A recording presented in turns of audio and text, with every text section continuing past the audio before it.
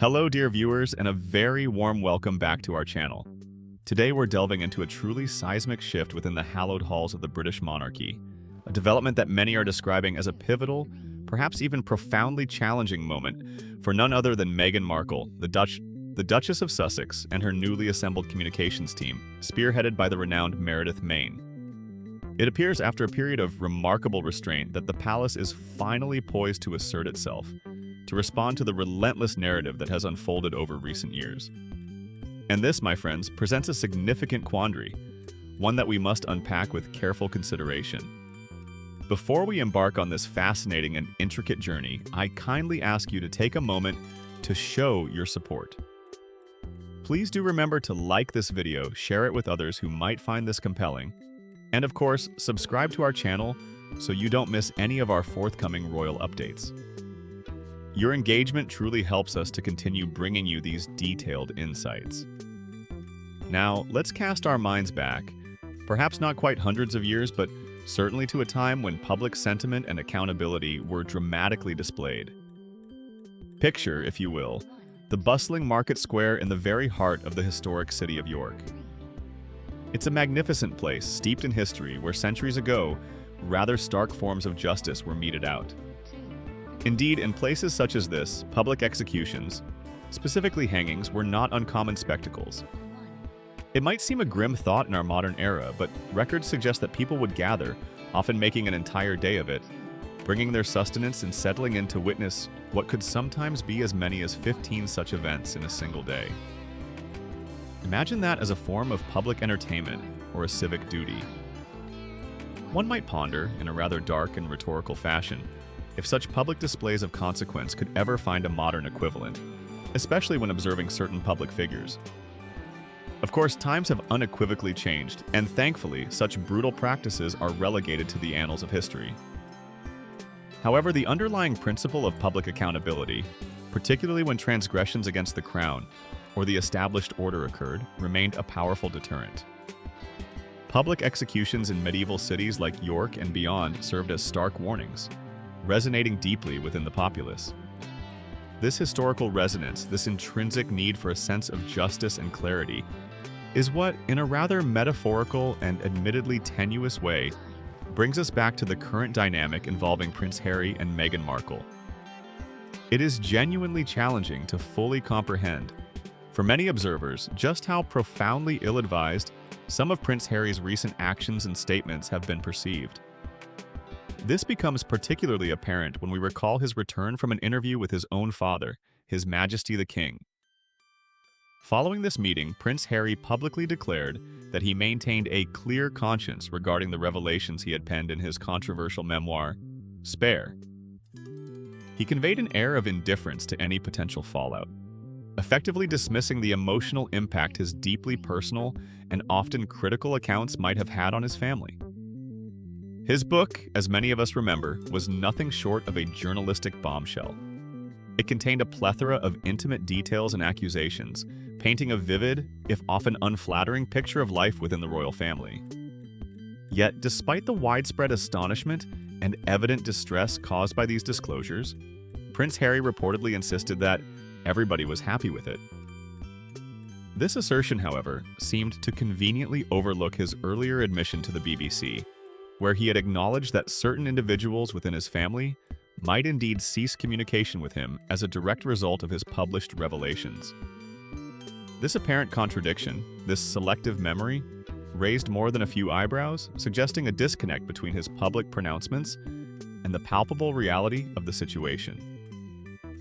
The crucial development now is that the palace, particularly those long-serving individuals who have dedicated decades to the institution, has seemingly reached its absolute limit. Their patience, it appears, has finally worn thin. As many of you know, Prince Harry recently made a brief visit back to the United Kingdom. During this trip, he managed to secure a meeting with his father, King Charles, lasting just over 50 minutes. A rather brief encounter, given that they had not seen each other for a significant 18-month period. Following this meeting, Prince Harry, as he departed for a charitable engagement that very night, conveyed a strikingly positive impression. He indicated that the king was in good spirits and that their interactions had gone incredibly well. suggesting a nascent reconciliation and an easing of tensions. Yet less than 24 hours later, a brand new interview featuring Prince Harry was prominently featured in The Guardian newspaper, a publication known for its sometimes critical stance towards the monarchy.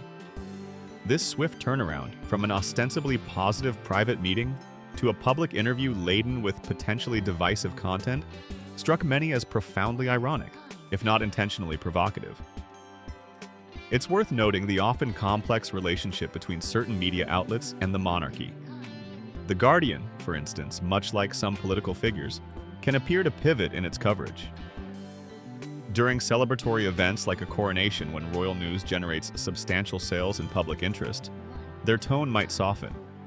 However, at other times, their editorial line can revert to a more Republican or critical perspective. It's a dynamic that underscores the shifting tides of public and media perception. The more profound issue at stake, however, concerns the very nature of Prince Harry's public narrative and the source of information that fuels it. While Prince Harry frequently refers to the enigmatic men in gray suits and the internal challenges he perceives within the monarchy's relationship dynamics, some astute observers might reasonably suggest that a significant, if not primary, source of these public disclosures lies much closer to home, specifically with his wife, Meghan Markle. Consider the detailed, almost choreographed paparazzi shots and the accompanying intimate narratives that frequently find their way into international tabloid magazines, such as Us Weekly. These publications, let's be honest, often capture our attention while waiting in supermarket queues. We might not always purchase them, but a quick flick through the pages is a common indulgence. When perusing these magazines, one often encounters remarkably specific details and seemingly insider information. The immediate question that arises is, where does this level of granular detail originate? It's not unreasonable to surmise, and indeed, many have alleged, that such conversations and insights are shared, perhaps inadvertently or intentionally, with his wife. We are not without precedent for this understanding, are we? Meghan Markle herself has openly made highly personal statements in previous interviews. For instance, she once famously stated that Harry lost his father too. This particular comment caused considerable surprise, as His Majesty the King appeared to be in robust health at the time. Meghan's assertion suggested a shared experience of paternal loss, thereby equating Harry's perceived estrangement from his father with her own past experiences. However, many would argue that this comparison is fundamentally inaccurate. Harry, of course, did not lose his father in the traditional sense.